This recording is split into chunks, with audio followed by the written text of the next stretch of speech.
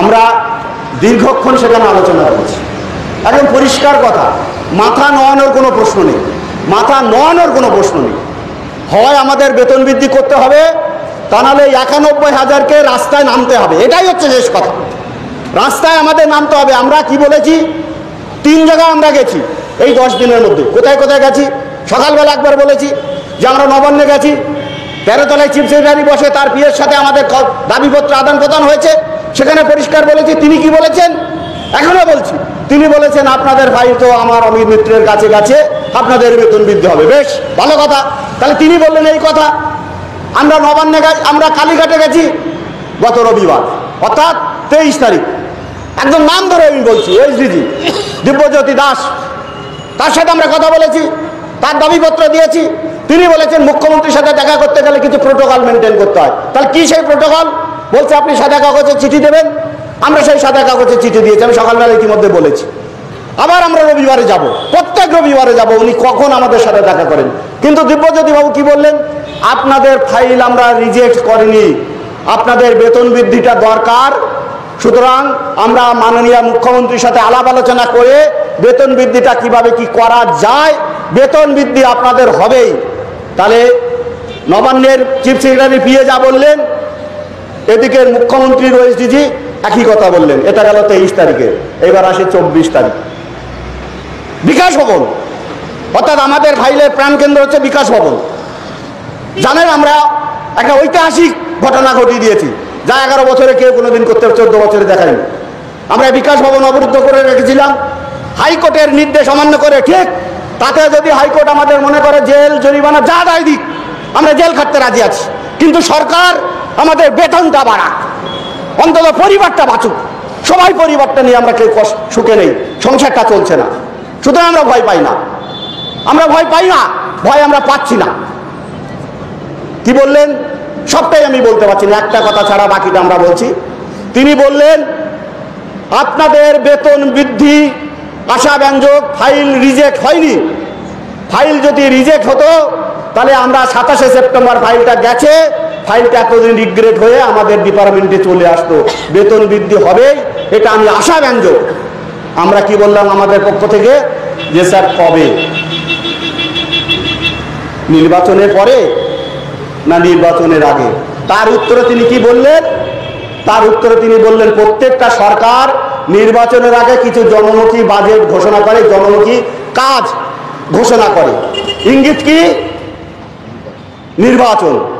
আমরা বহুকাল ধরে বলেছি যে নির্বাচনের ঘন্টার মধ্যে আমরা যাব না। 4 ডিসেম্বর, ভালো করে শুনে রাখুন, 9 ডিসেম্বর এই রাজ্যের খসড়া ভোটার লিস্ট চালু হবে, বেরোবে। অর্থাৎ জানুয়ারির মাসের মাঝামাঝি অথবা শেষ দিকে আমাদের ওরা নির্বাচন ডিক্লেয়ার করবে। তাহলে আমাদের কি করণীয়? আমরা এই জন্য ডিসেম্বরটা ভালো করে শুনুন। গতকালের যে মিটিংয়ে আমরা সর্বসম্মতি সিদ্ধান্ত হয়েছে, কেউ কোনো বিরোধিতা আমরা করেনি, কেউ দ্বিমত পোষণ করেনি। আমরা বলেছি যে সরকারের যখন মনোভাব আমরা কিছুটা ইঙ্গিত পাচ্ছি, তাহলে সেই মনোভাব, তারা আরেকটা কথা আমাদেরকে বলেছেন আপনারা একটু শান্ত থাকুন। বেশ, শান্ত বলতে এইটাই কি আমরা অশান্ত নই?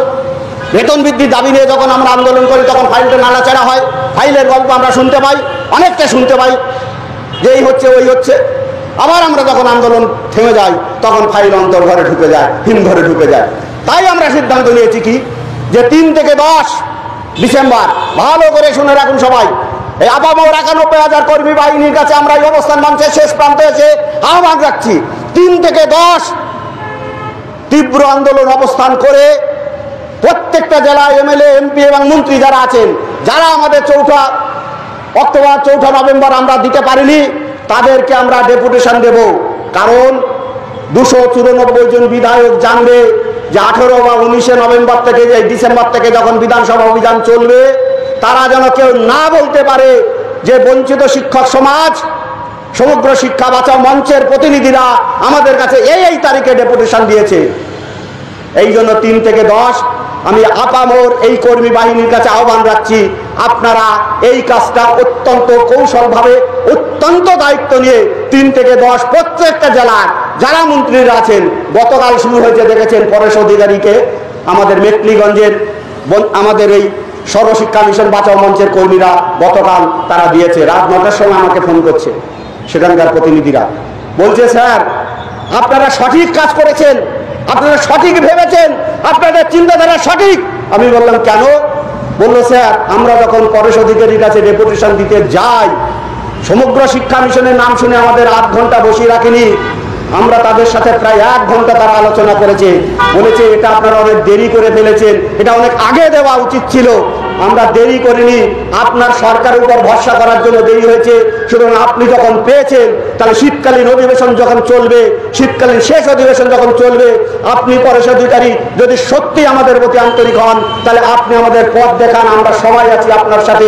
আপনি বিধানসভায় আগে আপনার সময়, মূল্যবান সময় ব্যয় করুন, যে কেন পার্শ্ব শিক্ষকরা, কেন এমএসকেসএসকেরা, কেন শিক্ষা বন্ধুরা, কেন এমপ্লয়িরা সঠিক বেতন পাচ্ছে না।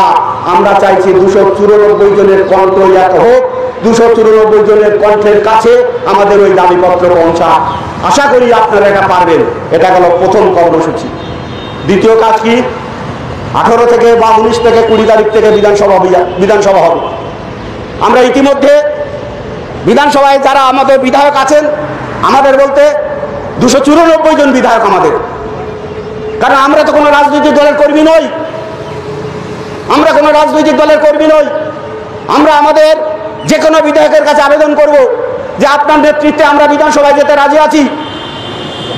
যে কেউ হতে পারে, পরেশ অধিকারী হতে পারে, নওশাদ সিদ্দিকী হতে পারে, শুভেন্দু অধিকারী হতে পারে, আমাদের কোনো জাত নেই।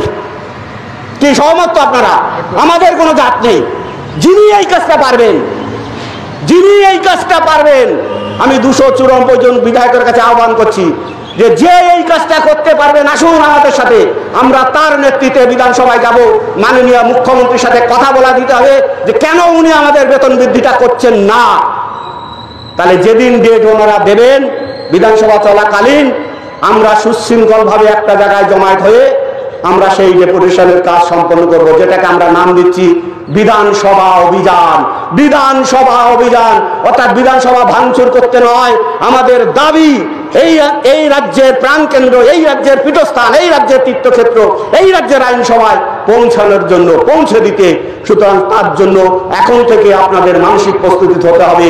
অর্থাৎ এই বিধানসভা অভিযানের যে তারিখ আমরা পাবো, সেই তারিখে 90,000 থেকে যে জমায়েত আমাদের করতে হবে, 90,000-এর জমায়েতের মধ্যে মিনিমাম আমরা সবাই হয়তো অংশগ্রহণ করতে পারে না সেই দিন, কিন্তু তার অন্তত যেন 60 থেকে 70% কর্মীরা সেই জমায়েতে অংশগ্রহণ করে, প্রেক্ষাপট কিন্তু তৈরি হয়ে গেছে। তাহলে এই হচ্ছে আমাদের সেকেন্ড কর্মসূচি। তৃতীয় কর্মসূচি কি? তাহলে আমরা ওয়েট করলাম ডিসেম্বর 18, 19, 20 যে কোনো দিন হতে পারে। তাহলে রইল আর 1 সপ্তাহ ডিসেম্বর। তাহলে আমাদের ধরে নিতে হবে সরকার আমাদের কথা শুনছে কি শুনছে না, আমাদের পরিষ্কার হয়ে যাবে। তাহলে জানুয়ারি 2nd উইক থেকে আমাদের ঠিক এই রকম যখন আমরা বসেছি, আবার আবার আবার আমাদের হাইকোর্টের দ্বারস্থ হয়ে মরণপণ লড়াইয়ের জন্য তৈরি হতে হবে। বাড়ি যাওয়ার নয়, এখানেই পড়ে থাকতে হবে। হাইকোর্ট যদি পারমিশন দেয় যে শুধু 4টে অবধি নয়, আমাদের হাইকোর্টের নির্দেশ অমান্য করে এখানে সারা রাত সারাদিন বসে থাকতে হবে। তাতে মারুক ধরুক যা করে করুক, কিন্তু আমরা এই আন্দোলনের জায়গা থেকে কিন্তু আমরা সরব না। এই মানসিক প্রস্তুতি নিয়ে আগামী জানুয়ারি মাসে আমাদের তৈরি হতে হবে। কোর্ট কি বলবে, আইন কি বলবে, সবার উপরে আছে মানুষ, সবার উপরে মানুষ, মানুষের উপরে কেউ নয়। সুতরাং 91,000 কর্মী বাহিনীর কাছে আমরা আহ্বান করছি, আমাদের এই বঞ্চিত পার্শ্ব শিক্ষক থেকে শুরু করে, বঞ্চিত এমএসকে থেকে শুরু করে, বঞ্চিত শিক্ষা বন্ধু থেকে শুরু করে, বঞ্চিত এমপ্লয়ি থেকে শুরু করে সমগ্র শিক্ষা বাঁচাও আন্দোলনের যে টিম আমরা তৈরি করেছি, যে মঞ্চ তৈরি হয়েছে, এই মঞ্চ থেকে আপনাদের কাছে আমরা আহ্বান করছি, আমরা আপাতত বিক্ষোভ অবস্থান কর্মবিরতি তুলে নিচ্ছি, কিন্তু আন্দোলন তোলার নয়, আন্দোলন প্রত্যাহার নয়। তাই সবাই ভালো থাকুন, সবাই সুস্থ থাকুন। দেখা হোক 3 থেকে 10 বিভিন্ন এমএলএ এমপি মন্ত্রীদের কাছে, তারপরে দেখা হোক বিধানসভায়, তারপরে দেখা হোক যদি বেতন বৃদ্ধি না হয় কলকাতা রাজপথ, অথবা বিকাশ ভবনের রাজপথ। এসব বন্ধু সবাই ক্ষুধাত রাজ্যে পূর্ণিমার চাঁদ যেন ঝলসানো রুটি। সুতরাং এখন আমাদের পেটে ভাত চাই, আমাদের বইয়ের কাপড় চাই, আমার সংসার চালানোর টাকা চাই। দেবে সরকার, দেবের সরকার, সরকারের কাছ থেকে আদায় করে নিতে হবে। তার জন্য যা লড়াই, গণতান্ত্রিক পদ্ধতিতে লড়াই। আবার বলছি, সরকার পরিবর্তনের লড়াই নয়, লড়াই হচ্ছে সরকারের মনোভাব পরিবর্তনের জন্য। আশা করি এই আন্দোলনে সবাই আসবেন। আমি এই বিদায়ের আজকে আন্দোলনের প্রত্যাহারের শেষ লগ্নে আবার আমি সরকারি সংগঠনের যারা নেতৃবৃন্দ আছে আমি নাম ধরে সবাইকে আহ্বান করছি। মাননীয় রমিল বাবু, মাননীয় জীবন বাবু আসুন, মাননীয় বুবাই কোলে আসুন, মোহাম্মদ সেলিম পাইক যারা আছেন আসুন। সবাই এক রাস্তা, কি রাস্তা কোন দিকে বের করি। সুতরাং সরকারের মনোভাব পরিবর্তনের জন্য সবাই সবার কাছে আহ্বান রেখে সবাই ভালো থাকুন।